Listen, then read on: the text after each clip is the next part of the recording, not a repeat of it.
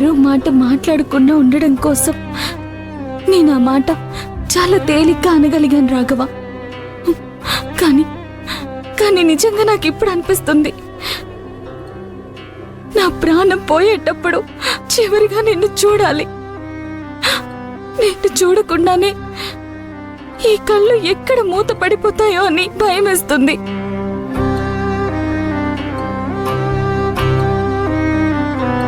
చావు నన్ను తొందరలోనే పిలుస్తుందని నాకు తెలుస్తుంది రాఘవ. నా ఆఖరి క్షణంలో నిన్ను చూస్తూ నీ ఎదురుగా వెళ్ళిపోవడమే నాకు ఆనందం.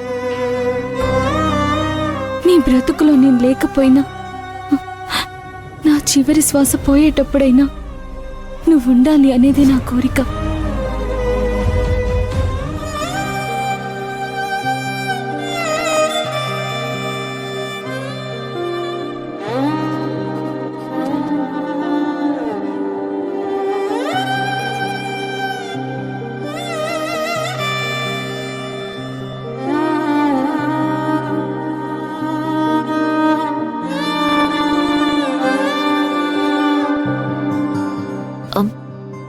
బావా, ఇంకా అలాగే కూర్చున్నావేంటి?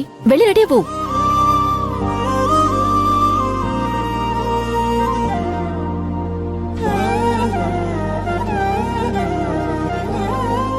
బావా, మళ్ళీ ఫ్లైట్ టైం అయిపోతుంది, వెళ్ళు. నేను వచ్చే వరకు నువ్వు ఉండాలి సుహాసిని. ఆఖరి చూపు ఆఖరి మాట లేకుండా నన్ను వదిలిపెట్టి నువ్వు వెళ్ళడానికి వీల్లేదు. నువ్వు ఉంటావు, నా కోసం ఉంటావు.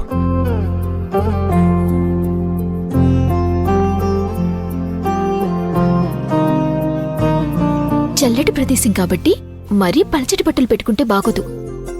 సర్లే, అంత దూరం వెళ్ళినప్పుడు బావ కనీసం స్వెటర్ అయినా కొనివ్వకపోతాడా ఏంటి? కొనివ్వకపోతే నేను ఊరుకుంటానా? అయినా ఏమోలే, నా పెళ్ళైన తర్వాత మా బావతో మొదటిసారిగా బయటికి వెళ్తున్నాను. అది కూడా మేమిద్దరమే. ఎలాగోలా చేసి ఈ వారం రోజుల ట్రిప్ ని 4 రోజులు చేసేయాలి. ఈలోపు బావని పూర్తిగా నా వైపు తిప్పేసుకోవచ్చు. ఆ తర్వాత ఇంట్లో మనం ఆడిందే ఆట, మనం పాడిందే పాట.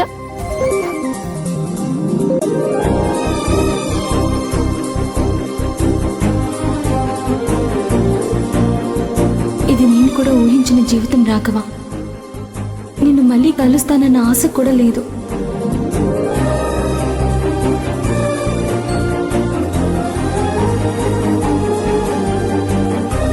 ఆఖరి చూపు చూసుకోవాలి అంటే చచ్చే ఆ రోజు కోసం ఎన్ని రోజులు ఎదురు చూస్తా? మనిద్దరం హ్యాపీగా జాలీగా 10 రోజుల పాటు ఆకాశంలో పక్షుల్లాగా విహరించుద్దాం బావా.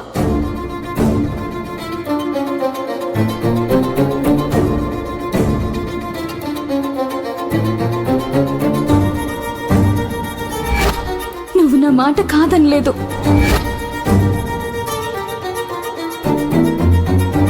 వారం రోజులు టూర్కి వెళ్దాం అనుకున్నాను, కానీ ఇప్పుడు కనీసం 10 రోజులైనా తిరిగేసేద్దాం.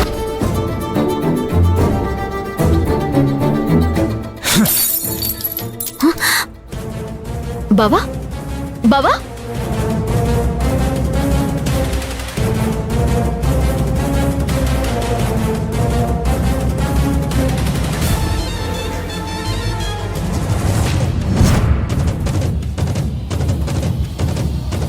అయ్యో బావా, బావా, ఇది ఎలా జరిగింది బావా? కూర్చో. అత్తయ్య, మావయ్య, త్వరగా రండి. అయ్యయ్యో, ఏమైందిరా? ఎలా జరిగిందిరా? ఏమైందమ్మా? బాత్రూమ్ లో పెద్ద శబ్దం వచ్చింది. వెళ్ళి చూస్తే ఇలా దెబ్బ తగిలింది. అయ్యయ్యో, ఎలా జరిగిందిరా? చూస్తావేంట్రా? డాక్టర్ దగ్గరికి తీసుకెళ్ళండి, వెళ్ళు. హాస్పిటల్లో నాకు తెలిసిన డాక్టర్ ఉన్నారు కదా, శ్రీరామరాజు అని.